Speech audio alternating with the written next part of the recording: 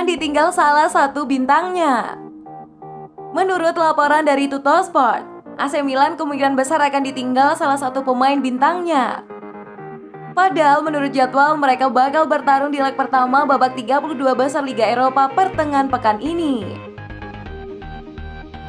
Lawannya pun bukanlah tim kacangan, yaitu Red Star Belgrade.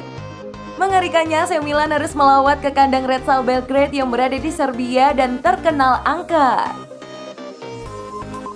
Pada tahun 2018-2019, Red Star pernah mengalahkan Liverpool di kandangnya sendiri dengan skor 2-0.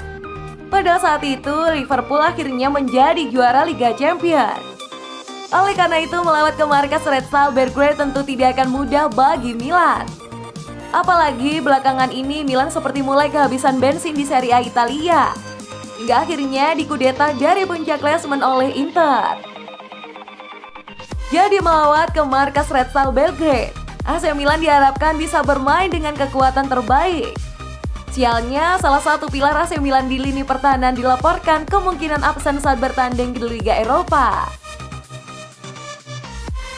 Salah satu pilar tersebut adalah David Calabria. Bek sayap andalan AC Milan itu sejatinya memang sudah absen saat melawan Spezia karena skorsing. Tapi di laga melawan Red Star, ia ternyata juga diragukan bisa tampil membela AC Milan. Hal itu dikarenakan fisik yang belum prima dianggap lebih baik ia diistirahatkan saat melawan ke markas Red Star. Semua itu dilakukan agar Calabria bisa fit dan siap bertanding di Derby della Madonnina melawan Inter Milan. Calabria musim ini tercatat sudah bermain sebanyak 21 kali. Namun sayangnya Calabria belum bisa menambah capsnya di leg pertama babak 32 besar Liga Eropa untuk melawan Red Star Belgrade. Tapi setidaknya di leg kedua ketika pertandingan berlangsung di San Siro, Calabria bisa perkuat AC Milan lagi melawan Red Star Belgrade. AC Milan mulai gelar rapat untuk bahas sesuatu. Stefano Pioli tidak tinggal diam setelah menerima kenyataan kalau timnya Milan dikalahkan oleh Spezia dalam laga Serie A akhir pekan kemarin. Ia pun langsung menggelar pertemuan dengan anak asuhnya untuk membahas sesuatu. Kekalahan bukanlah sahabat karib Milan pada musim ini. Selain di tangan Spezia, mereka juga hanya kalah dari klub berbahaya seperti Atalanta dan Juventus. Tentu kekalahan tersebut bisa dikategorikan sebagai terpeleset belaka. Namun Pioli enggan membiarkan permasalahan ini terus berlarut di dalam skuadnya. Menurut Corriere della Sera, mantan nakoda Fiorentina itu memanggil para pemainnya untuk berdiskusi tentang sesuatu. Lebih lanjut diketahui kalau Pioli tidak senang dengan sikap Ibrahimovic dan kawan-kawan saat bertemu dengan Spezia yang berstatus sebagai tim promosi musim ini. Ia pun menginginkan para pemainnya untuk tidak mengulangi hal yang sama. Disebutkan juga kalau Pioli ingin mengembalikan sikap rendah hati dan antusias tim seperti sedia kala. Karena hal itulah yang bisa membuat Milan mampu bertengger lama di puncak klasemen Serie A. Kepercayaan diri AC Milan tidak runtuh begitu saja. Satu kekalahan biasanya menjadi awal mula keterpurukan, sehingga dikhawatirkan kalau harapan melihat Milan juara Serie A musim ini bakalan tidak terwujud. Apalagi mereka akan bertemu dengan Inter Milan pada akhir pekan ini. Namun kendati demikian, fans Milan nampaknya tidak perlu khawatir dengan kondisi mental sosok idolanya itu. Pasalnya, Presiden tim Paolo Scaroni mengungkapkan kalau atmosfer di Milanello berada dalam kondisi terbaik. Kami di Milan tidak merasa gembira secara berlebihan saat berada di posisi pertama dan juga tidak kehilangan harapan ketika berada di peringkat kedua, ungkap Scaroni seperti yang dikutip dari Football Italia. Saya tidak takut dengan depresi secara umum. Saya yakin bahwa atmosfer di Milanello luar biasa. Laga melawan Spezia sedikit mengejutkan buat semua orang, tapi saya percaya diri. Lanjutnya, Scaroni saat menantikan duel penting melawan Inter Milan yang bakalan digelar pada hari Minggu 21 Februari 2021. Ia sungguh percaya bahwa juara Serie A musim ini bakalan ditentukan dari laga itu. Derby akan menjadi momen kunci. Pekan ini akan memberitahu kami banyak hal soal sisa musim. Kompetisi tidak pernah terasa sebaik ini, tambahnya. Kami semua menikmati klasemen yang rapat ini. Inter, Milan, dan Juventus sepertinya menjadi keunggulan. Namun saya tidak menutup kemungkinan untuk semua kejutan ini, pungkasnya. Setia dengan AC Milan, Inzaghi tiru Carlo Ancelotti. Filippo Inzaghi termasuk sosok yang setia dengan AC Milan.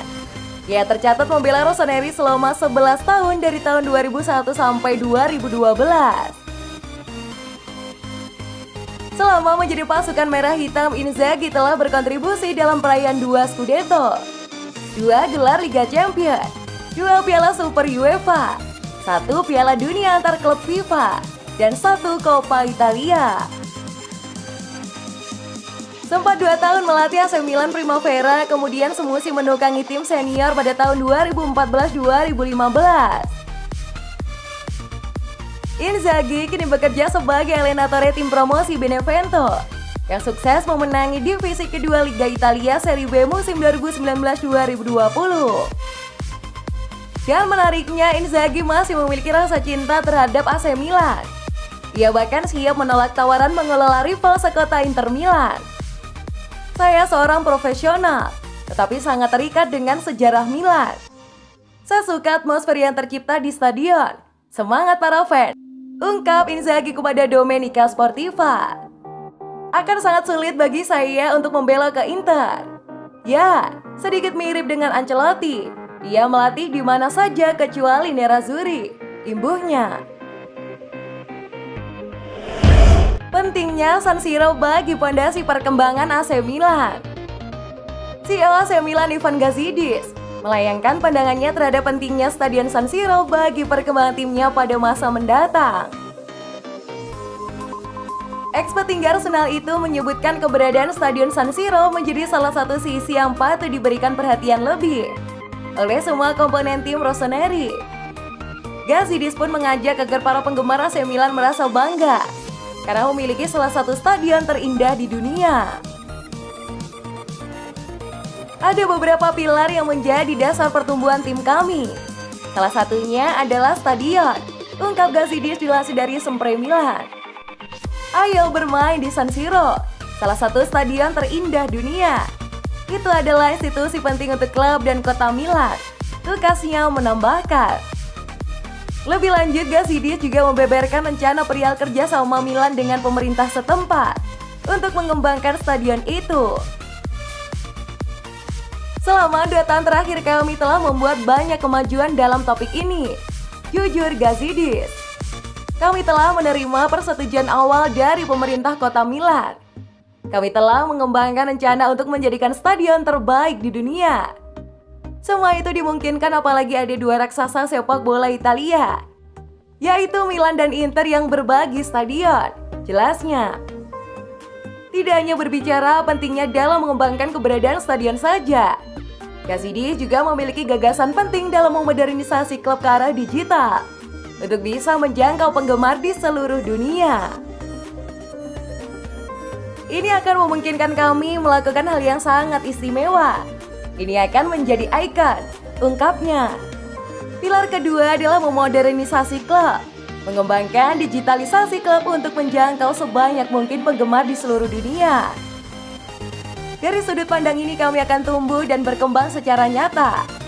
Milan nantinya akan menjadi pusat perkembangan selanjutnya dalam sepak bola nasional dan internasional, tutup Gazidis.